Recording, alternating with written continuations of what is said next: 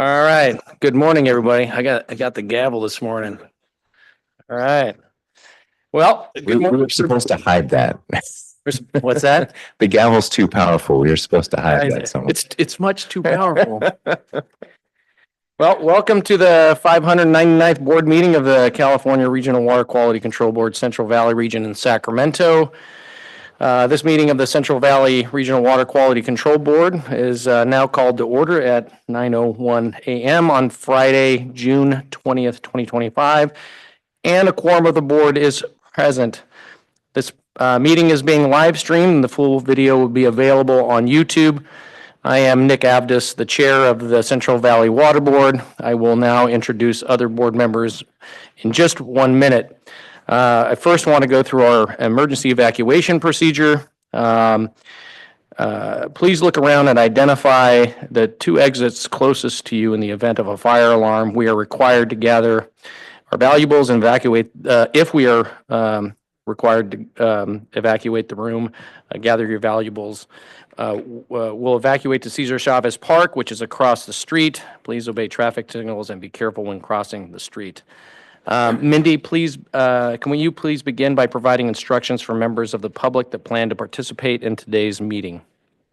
Good morning, everyone. My name is Mindy Bunn, and I am clerk of the board. I'll begin by sharing some information about how public participation will be organized for today's meeting. If you wish to make a verbal comment on one of the board items or during the public forum, you must be attending either in person, through the Zoom platform, or by calling in via phone. If you're currently watching the webcast on CalSpan but would like to make a comment, please email me now at agenda5@waterboards.ca.gov to request the Zoom link. If you're already on the Zoom webinar and wish to speak but have not pre-registered, please raise your hand and you'll be called upon. If you're using a computer or tablet, click the raise hand button. If you're calling in by phone, press *9 to raise your hand. Generally, in-person commenters will be called upon first, followed by Zoom and phone participants. If you're here in person and wish to speak but haven't completed a blue comment card and given it to a staff member, or if you're on Zoom and haven't raised your hand, you may miss your opportunity to speak. Staff will call each commenter by name, and your microphone will be unmuted. If you're calling in by phone, staff will identify you by the last 3 digits of your phone number. For the record, please state your name and who you are representing before speaking. This is especially important for those testifying on an item. Unless you've been granted additional time, each speaker will have 3 minutes. A bell will sound when your time is up. Please speak from a quiet location to minimize background noise. And finally, a friendly reminder to our board members, presenters, and staff. Please mute yourself when not speaking to reduce background noise, and if possible, keep your camera on when speaking. Thank you. Thank you, Mindy. I will now introduce the other board members as follows. Elena Lee Reeder of Sacramento here to my right, Mark Bradford of Sacramento to my left, to my far right, Denise Cadara of Allensworth, to my far left, Art Baggett of El Portal. Sean Yang is with us virtually. Sean, can you hear us? Are you there? Yep. All right. Thank you, Sean. And I'm Nick Avdis of Sacramento. So also joining us is Nicole Morgan, and she will provide an update a little bit later. I do want to extend my gratitude to Nicole, without whose help I wouldn't have made it up here to the podium, given the maze that I had to fight through. So thank you, Nicole. I will now introduce our Executive Officer, Patrick Palupa, who will in turn introduce the staff. But before that, I'd like to have everyone stand for the Pledge of Allegiance. Salute and pledge. I pledge allegiance to the flag of the United States of America and to the republic for which it stands, one nation, under God, indivisible, with liberty and justice for all. All right, thank you. Patrick? Good morning, Chair Avdis, members of the board. I do want to extend our thanks to the folks here at the State Water Board. I think I saw the State Board clerk somewhere around here. Hi. Courtney and the rest of our team for accommodating us. As you may know, the Rancho Cordova office has a fairly significant construction project going on right now. So that's why we're here. We may be remote for the August meeting as well. Those plans are still in flux. To introduce the staff of the Central Valley Water Board, directly in front of me is Mindy Bunn, who is clerk to the board and executive assistant to the executive team. To my immediate right is Jessica Yar, senior staff counsel. To her, actually, this whole configuration is a little different. I'll start all the way down at the right.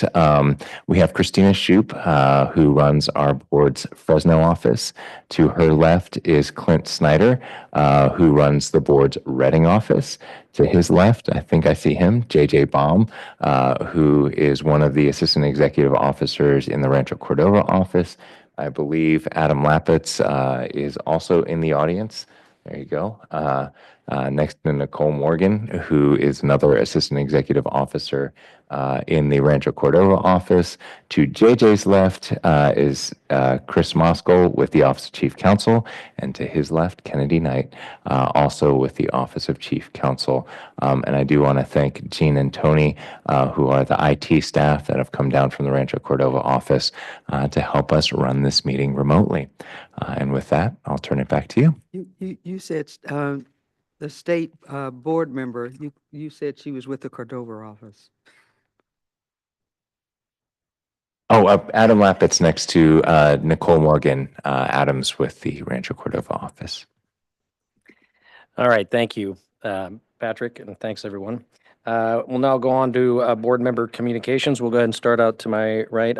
Denise, do you have anything? Couple of items. Good morning, everyone. Happy Friday. My board communication since our last meeting, on 28th of April, I had an interim solution meeting with the not Cutler Rossi, but with the Cutler Community and Community Water Center. I have two dates here, the 28th and the 30th. I don't know if they were those 2 days or one of those days, but meeting with them regarding emergency needs for safe drinking water. 29th of April, I participated in a MLRP workshop, multiple land repurposing program workshop. The 1st and 2nd of May, I participated in the water quality coordinating annual meeting. And 16th of May, I attended the Integrated Climate Adaptation Resiliency Program Technical Advisory Council, of which I serve. June 2nd of June, I participated in a check-in on the Cutler community with our board staff and the Community Water Center. And those are my updates for this morning. Thank you. Thank you. Right, and I did manage to look it up, Denise. It was on the 30th that we had the meeting for Cutler. And yes, and part of me does wish Nicole was still at the Rancho Cordova office. She is a proud alumni of the Central Valley Water Board, but has moved on to bigger and better things these days. Thank you. Hi, board member Lee Reeder here for my report out. On May 6th, I attended the Sacramento Rail Yards tour. We heard from the site restoration experts about various remediation technologies being used to clean subsurface contamination. And on June 19th, yesterday, I had the pleasure of attending the City of Sacramento Combined Sewer System tour. That's all I have for now. Thank you. Art, do you have anything? Nope. Mark? Yeah, on May 1st and 2nd, I attended WQCC, the Water Quality Coordinating Committee meetings that were held here in this room. Quite a bit of discussion about budgets and staff impacts. And then I also toured the Combined Sewer System tour yesterday in the afternoon. So that's it for me. All right. Sean, do you have any communications you wanted to? No, I'm done at this point. Thank you. All right, thank you. Yeah, I'd just like to comment. I did attend the combined sewer tour yesterday, and I really appreciate the tour from the team that was there to host us, and it was a great experience for us. So thank you, and the staff that attended with us as well.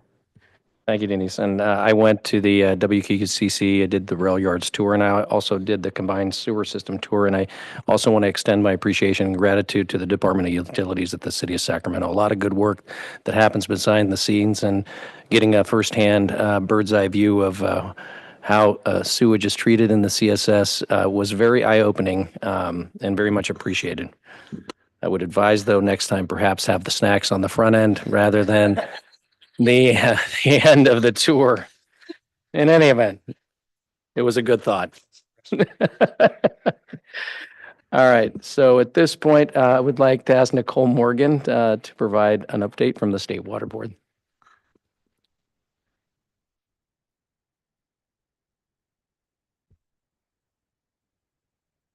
So I believe you got, am I good? Okay. So good morning, Chair Abbas and members of the board. It's a pleasure to join you this morning, and I thank Mr. Plupa for his belief in me that I can take on two very important roles, one huge role at the Central Valley, while also fulfilling my role at the State Board. It was a pleasure to join the morning tour yesterday at the combined sewer system. And it's always good to get out and see the great work that is going on, and to just also learn more and see more about just what the facilities that are doing, get out there on the ground and be in person.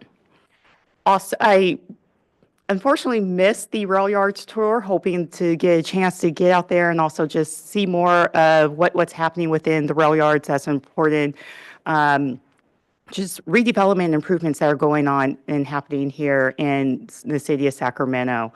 So always grateful for the work that the Central Valley Board is doing and the opportunity to join you when I can to see the work that is happening within your region. So the first, just within my report, WQCC was held, as we just heard, on May 1st and 2nd. It was good to see several members from your board, also from other regional boards. It is the only opportunity we have throughout the year for all of us to get together in person and virtually just to have a good conversation, hear about the work that is occurring throughout the state. So as always, it's good to see everyone and to have those conversations. Also in May, the State Board adopted updates to the Clean Water SRF and Drinking Water SRF policies. So annually, we talk about the attendant use plans. But the policies are that that backdrop, that guiding document that the attendant use plans are developed from. So those are not updated annually. Those are, made perhaps every 5 years, perhaps longer. And so this year here, staff have been working on those, working with stakeholders and groups to see what updates were needed. So those were brought in front of us in early May, I believe on May 6th, and we adopted those updates. And so the attendant use plans may look a little different just because the policies were updated through that process. Speaking of the attendant use plans, just earlier this week, a lot going on this week, we had a workshop on the clean water attendant use plan. Next month, we will be having a workshop on the drinking water attendant use plan. I thought it was a good day we had the workshop with just the clean water this year. Last year, we had the workshop on both the clean water and the drinking water at the same time. Comments were taken on both. And while that was great, there was a lot of efficiencies there. This year, I really appreciate hearing just about the clean water and having that moment to just really focus on one area. Next month, we'll do the same for the drinking water, and really just being able to dive in, hear the comments from our stakeholders on just drinking water, and really take our time of moving through each one of those important documents and making sure that we are giving each the time that they are due. Other things that are happening, the Delta Conveyance Project, which is on ex parte, can't talk a lot about that, but just want to let you know that that is continuing. Our Administrative Hearing Office has released its 5th amended hearing notice for the hearings. The evidentiary portion, there were many dates. I won't read all those off to you. Policy statements were held in person and by Zoom on May 19th, June 10th, and 11th. And there's always additional information that is on the AHO, the Administrative Hearing Office's webpage. Notices also do regularly go out. So this is also the time of year where there are meetings regarding our fees. And so water quality certification, water quality fees were just, meetings were just held on those. And so we just did the drinking water EGLAP and the water quality and water right fees. And so every year, the state board fee branch takes a look at where our fees are set, and are the fees adequate, or if there's any adjustments. These adjustments could be up or down, and just making sure we're taking in the right amount of fees to cover our operation costs. And so meetings are held in the spring, and then the fee adjustments are then brought to the state board in the fall for our consideration. So those meetings are ongoing across all programs. Cross-connection control policy handbook. Large updates were done to this handbook. The handbook hadn't been updated in many, many years. I want to say perhaps decades, if I recall correctly. And so large updates needed to be done to the handbook. Industry agreed with large updates. There ends up being a large amount of adjustments and to the industry. And with those, we end up learning, and there needs to be adjustments that have to occur. And so our Division of Drinking Water has been working with the industry to understand where perhaps more refinements need to occur within the handbook. So they brought some of those more minor refinements back to the board, which we adopted earlier this week on Tuesday, to keep that moving forward, to make sure that we are being responsive and we're making sure that we don't have cross contamination of our drinking water systems, while also being responsive to the industry. We did receive more comments, and we know that there are additional updates that perhaps need to be made. We're continuing to work with the industry to make sure that we understand what those additional updates may be, and are working through a process the division is working through a process to make sure that they're hearing those and are looking for the best way and how to balance what the more, I'm going to call larger adjustments may need to be to the handbook. So changing over to the Sustainable Groundwater Management Act, SGMA. So as you all know, there were, I believe, 7 basins that were referred to from Department of Water Resources over to the state board. So we've been working our way through the hearings, and on those, our staff have been meeting regularly with all basins that were referred over and letting them know what the deficiencies are, working through and really trying to bring those basins up to the standard that has been expected.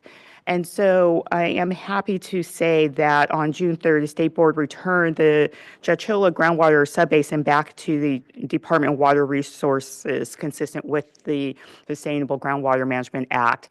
So, this is the outcome that we would like for all, is that, if any basin happens to be referred over to the State Board, that our staff are able to work with them, help them to understand what those deficiencies are, what we and the Department of Water Resources may be looking for, and help them to be returned back to DWR. And so that happened with Chowchilla, and so they have been returned back to DWR, and we hope to be able to work with the rest of the basins to do the same. So last item here, East Rossi Public Administrator. So this is the first here on the wastewater side. So on the drinking water side, we had where if we had a failing drinking water system, we could assign an administrator. On the wastewater side, we did not have the same opportunity. So here recently, we received that authority at the state board, and the first that we have assigned an administrator is the East Arosi Community Services District. So they have been experiencing, some trouble for quite a long time, and they've been asking for some assistance. And so we were able to work with them and work with the county and come up and basically go ahead and assign an administrator to them. And so our executive director did that on June 13th. And so that is the first one for the wastewater side. So as for drinking water, we will continue to look at that program, continue to grow it, and look at the funding. And so in August, you'll come in front of the state board for our consideration of for funding to make sure that project continues to move along and that we are able to get the sanitation needs for the community. With that, I am here for any questions.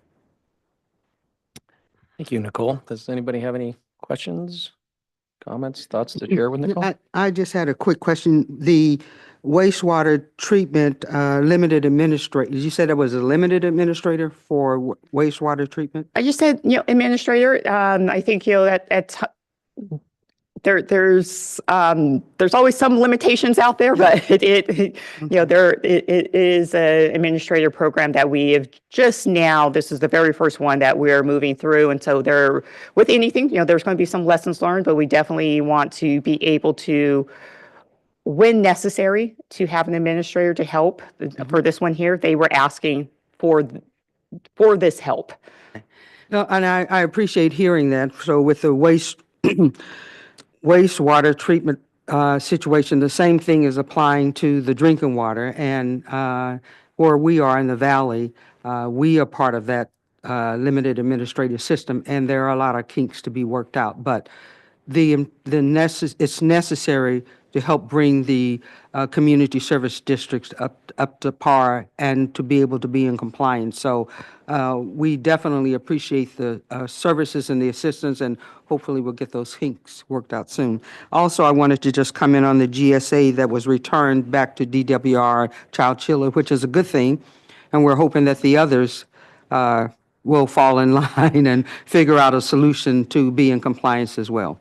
So thank you for your report this morning. All right, thank you. Anyone else? Nicole, thank you very much, as always. And thank you all. All right, we'll now move on to the public forum portion of the agenda. If you are a person at the meeting and wish to speak but have not submitted a speaker card, please fill out a blue card at this reception table. Give it to a staff member. If you are on the Zoom platform and wish to speak, but not have yet registered, please raise your hand. Mindy, has anyone submitted a request to speak on items not on the agenda today? No commenters. All right. So with that, we'll keep moving on. On to the executive officer's report. So prior to each meeting, the executive officer works with the board clerk and with the board's program managers to compile a report on the status of the board's programs, its staffing, and many different initiatives the board is working on. I'll hand it over here to Patrick at this point. And I do have a couple awards, and I'll stand up in just a minute for that.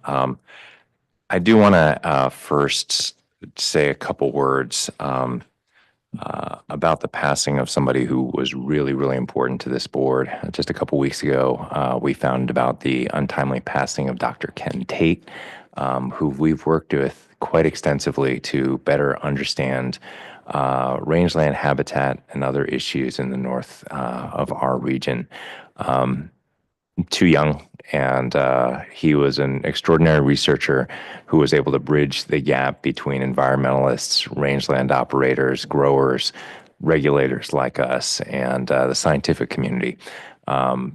He was one of the first who worked in rangeland management for controlled burns and really helped understood the water quality and other impacts of rangeland activities and really enhanced just about every aspect of our irrigated lands program with his input. So really, heart goes out to his family.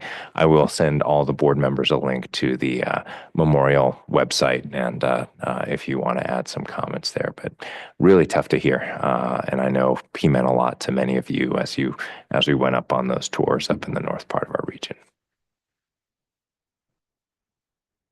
Without further ado, I've got a couple awards. Is Lisa Wilson here virtually or in person? All right.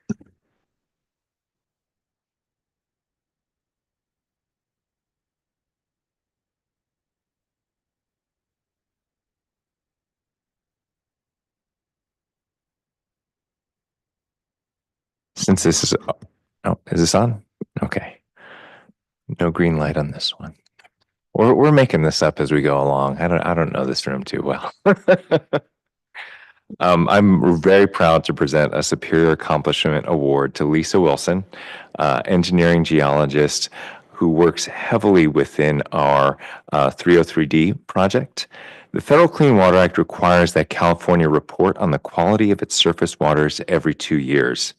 To meet this requirement, California develops the integrated report. To develop the integrated report, data from California's surface waters are evaluated and, if appropriate, assessed to determine if they contain pollutants at levels that exceed water quality standards. The Central Valley region covers about 40% of the state and includes over 1,200 water body segments requiring assessment. Historically, the Central Valley region assessed the Sacramento-San Joaquin Delta using subareas, which grouped individual water bodies together. Lisa Wilson, engineering geologist in the Non-Point Source Planning and Assessment Unit, has worked on the integrated report since December of 2018. After learning the complexities of the integrated report, Lisa recommended an approach for the Delta to better reflect water quality conditions that align with the assessment approach used for the remainder of the region and the state. This new approach began the process of remapping and reassessing the Delta for the integrated report. Lisa created a plan for this initiative, which was divided into 2 phases. The first phase focused on dividing water body segments at the Delta boundary, leading to 14 updated segments that better reflect the spatial and temporal characteristics of the water body, as well as the site-specific objectives. This process involved reassociating water quality stations, revising over 1,000 lines of evidence, making new decisions for the integrated report, and retiring several water body segments. The second phase of the project involved extracting data by location from the 7 Delta subareas and moving that data to the corresponding water body segment. The process included station reassociation, over 500 revised lines of evidence, new integrated report decisions, and the retirement of 7 Delta subareas. Lisa took the lead on this entire initiative, collaborating with the State Water Board's Division of Water Quality to outline the necessary steps for project completion, carrying out most of the work herself. She closely monitored all aspects of the project, ensured that staff stayed on track with their assignments, and provided regular updates to management as needed. The project took about 4 years to complete, primarily due to its complexity and the fact that Lisa was also concurrently managing her regular integrated report responsibilities. The project has made the integrated report Delta assessment process more transparent for the board and for the public. The project itself would not have been feasible without Lisa's knowledge, expertise, and willingness to go above and beyond in her role in the integrated report. As such, she is worthy of the Superior Accomplishment Award and we are extremely lucky to have her working with the Central Valley Water Board. And I will say, there's a lot of special terms of art in that presentation that was there from between lines of evidence, integrated report. But suffice it to say that folks like Lisa, when they work through these projects, they have to be aware of some of the most cutting edge decisions, GIS tools, you name it, to figure out whether the water body segments within our region are meeting water quality standards or not. This goes back through historical data. This goes back through historical mapping. This involves a lot of technical decision, lines of evidence. It sounds simple. These are actually fairly sophisticated reports that come into a centralized database. You have to compare those, whether they work, whether they don't. Extraordinary work. And this is just, the SSA focuses on a recent accomplishment. Lisa's been doing this for a little over 7 years now. So lots of credit to her. And with that, I'll present the award. I don't know how we take a picture here. Are we doing that? I think we do this part up here. And I know Mindy wants one for the website. Well, thank you, Lisa, for your hard work and dedication.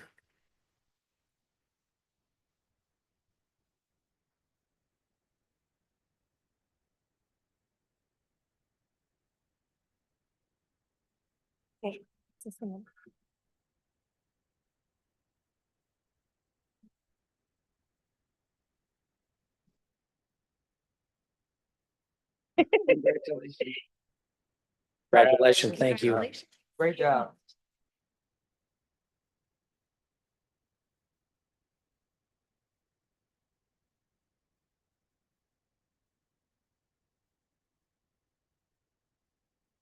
I don't see Olivia here today. Is that right, Clint? Is Olivia Matthews online?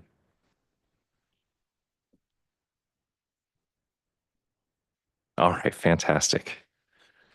Is she able to say whether she's online or not?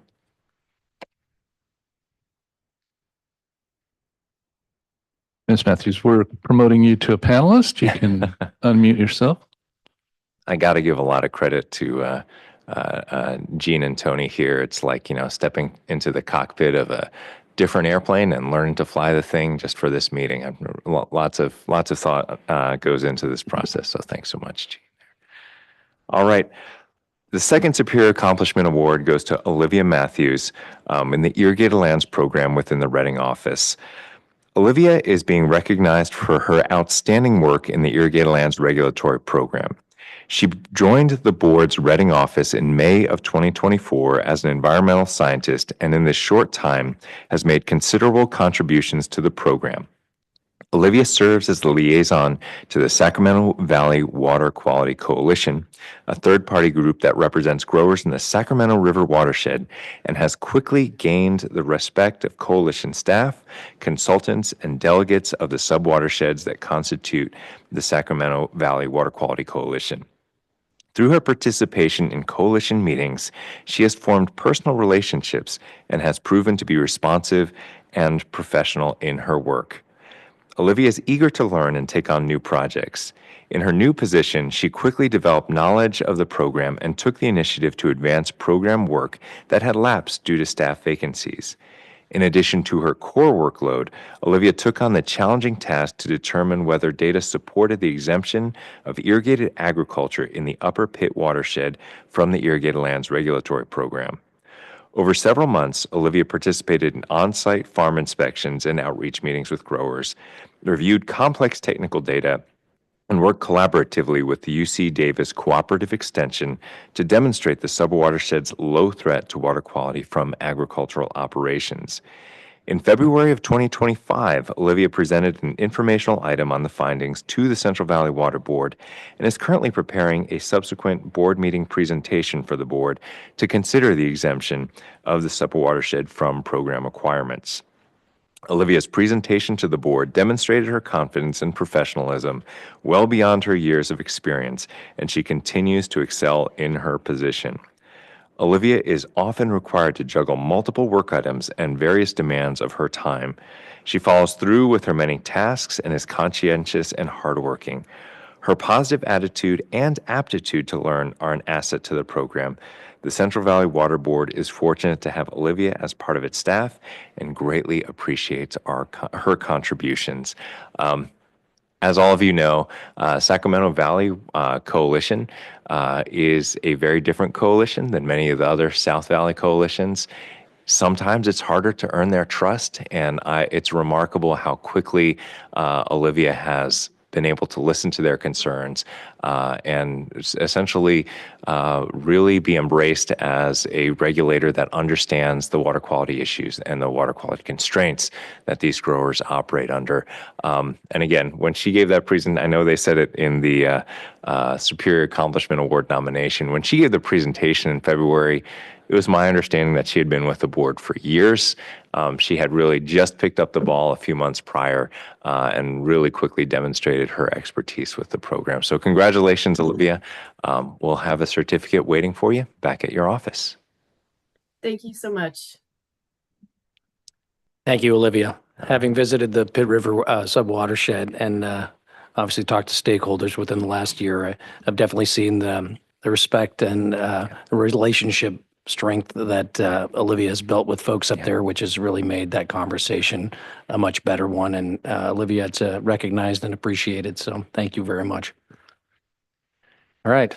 And that's it for today. All right. So with that, Mindy, do we have any requests to speak on the executive officer's report from the public? No commenters. Any further questions or comments from board members? Okay, we'll move on. So are there any edits or corrections to the April 25th meeting minutes? No? All right, I'll take a motion. I'd move, so move.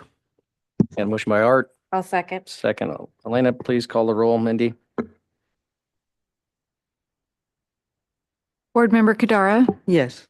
Board Member Bradford, Yes. Board Member Yang, Yes. Board Member Baggett, Yes. Vice Chair Lee Reader, Aye. and Chair Abdus. Yes.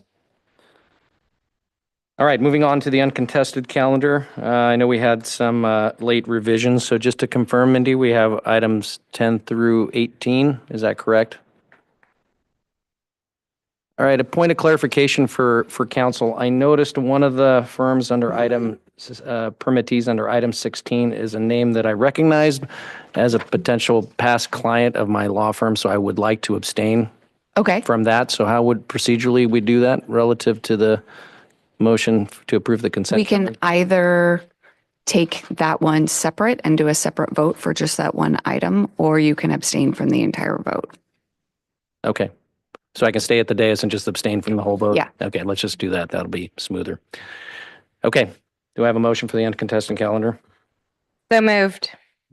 Okay, I got a motion? With the late revisions. What's that? With the late With the late revisions? revisions. Yes. And we do want to identify which of the items we'd be removing from this vote. Oh, yes. Item 16. Wait, so for me, I'm going to abstain from the entire vote. Yeah. Okay. That's just going to be easier. Yeah. All right. So we have a motion I'll second. and a second by Bradford. Mindy, please call the roll. Board Member Kadara, Yes. Board Member Bradford, Yes. Board Member Yang, Yes. Board Member Baggett, Aye. Vice Chair Lee Reader, Aye. Chair Abdus. I abstain. All right. On to item number 9. All right. At this time, the board will consider the stipulated cease and desist order for E&J Gallo Winery, Fresno Winery, Fresno County. If you're a person in the meeting and not yet submitted a speaker card, please fill one out at the table in front of the meeting room and give it to a staff person. Is there anyone present who is contesting the proposed actions and wishes to present evidence or testimony on this matter? Mindy, do we have anyone? We do have a interested person, but I don't believe we have anybody that's contesting. Okay, so can we just have a quick refresh on the procedure on that, council, please, Jessica? Yeah, if they are not contesting the hearing, you could listen to their comment and then decide whether you want to have a full presentation on the item afterwards. Okay, so at this time, we'll call who do we want to call the commenter? That would be Ms. Joanne Kipps. All right, Ms. Kipps, are you here or online? Chair Abdus, she is online, has her hand raised. I will promote her to speak. Ms. Kipps, you can unmute yourself. All right, Ms. Kipps, please go ahead. Hello? Yes, we can hear you. Go ahead. Great. Okay. Well, good morning, Board Chair and board members. I'm Joanne Kipps. I represent myself. I'm a Fresno resident, civil engineer, and retired senior water resource control engineer. During my 12 years with the Central Valley Regional Board's Fresno office, I advocated for formal enforcement against Gallows Fresno Winery. Since my retirement in 2010, I have informed the board in several public forums about the groundwater nitrate pollution caused by Gallows discharge to land near the Fresno Yosemite International Airport. In 2016, I was briefly encouraged by staff's release of a draft cleanup and abatement order for Gallows Fresno Winery, but disappointed that it was never issued. So I want to thank management for finally agreeing to the need for the cease and desist order, and Gallo for stipulating to its terms and conditions. I would especially like to thank Mr. Jeff Hannell, engineering geologist, for his sustained efforts in overseeing this discharge and preparing this enforcement order. His experience and exemplary professional judgment were critical in challenging the validity of several technical assumptions advanced by Gallo's consulting engineers that attribute the increasing severity of groundwater nitrate pollution to Gallo's past discharge practices and not to the relatively recent material change in the nature of the discharge resulting from Gallo's well-intentioned implementation of pretreatment. The cease and desist order is an important first step in abating the groundwater nitrate pollution caused by Gallo's decades-long discharge. The next step is for the executive officer to issue a cleanup and abatement order requiring Gallo to contain the nitrate plume and stop it from spreading further off-site and contaminating additional municipal supply wells. I will continue monitoring this discharge and, if necessary, I will address the board again at its public forums to request a cleanup and abatement order if it is not issued by the end of next year. I look forward to the day when travelers arriving at the Fresno airport during crush will no longer ask, "What's that smell?" immediately upon exiting the terminal building. So in 5 years' time, this odor nuisance and the groundwater conditions, at least the board is starting to address this issue, and I greatly appreciate it. So again, thanks to management, thanks to Gallo, and especially thanks to Mr. Jeff Hannell. Thank you. Thank you, Ms. Kipps. So since no one's contesting this matter, the board will proceed based on the agenda materials and the record. Are there any late revisions or staff comments on this item? No? Does council have any legal issues at this point to discuss? No. All right, the hearing is now closed. I'll entertain a motion for the item to approve the stipulated CDO for E&J Gallo Winery. Yeah. I would so move. A motion by Art, I'll second. second Denise. Please call the roll, Mindy. Board Member Kadara, Yes. Board Member Bradford, Yes. Board Member Yang, Yes. Board Member Baggett, Vice Chair Lee Reeder, Aye. and Chair Abdus. Yes. And I think that is it. Do we have any other items? I think Any closed session item? There are none. That's it for today. I'm taken a little aback by the shortness of this meeting. It kind of caught me flat-footed. Set a world record in Yeah. your second. I know my second meeting and I only, do I even get an hour? I didn't even get an hour. I know. I know. Thank you for driving all that way, both to Art and Denise. We can have a little story time if we want. A little fun. We got, another 15 minutes in any event. I will say, my gratitude goes out to all the folks who put together just extraordinary effort to get a number of permits across the line. They were negotiating these permits right up until Adam, go here. Right up until about 4:30 yesterday. A lot of late hours went into it. As you know, the state's fiscal year starts on July 1. So to get our beans counted, we have to make sure that these permits are done and approved by the board by that July 1 deadline. It matters a lot. It matters a lot to the feds. It matters a lot to the permittees that need these permits to operate. And an extraordinary amount of work went into getting the uncontested permits in front of you. So just want to say thanks to staff. We held the door open just in case many of them were going down to the wire. So we held the door open just in case we had hearings on them. We did not, and that was largely due to application of a huge amount of technical expertise and a lot of conversations with dischargers and stakeholders.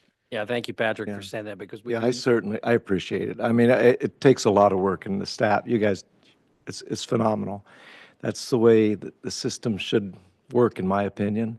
It means you're actually talking to the dischargers and you're working things out. And that's, I think it's really to be commended. Yeah, agreed. And I know we do the Superior Achievement Awards sort of on the executive officer's report, but the reality is there's superior achievement, superior effort happening every day in preparation for these hearings and issuing these permits. So pass on our appreciation, Adam. It is appreciated, and we don't have to wait for an executive officer's report to recognize that. We understand and we get it. So thank you.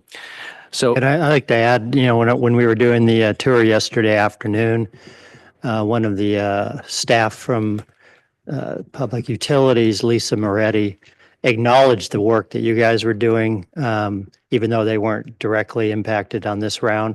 And she was very aware how many permits were being churned. So she appreciated that. And it's good to know that the regulated community is very aware as well. I thought you were just doing it to dodge the tour because you heard it was a little odoriferous, but Adam does not dodge any tours, if you know. thank you, Adam. The date of our next meeting. yes, okay. What is the date of our next meeting August 21st and 22nd. and what the location?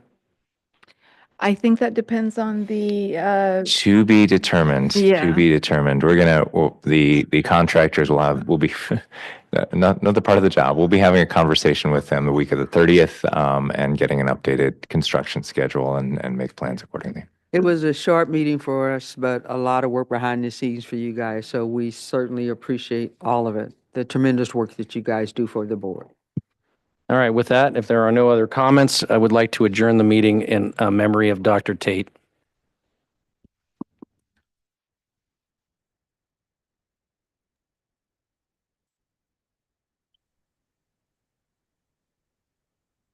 That's the way it's supposed to be. Yeah. My record,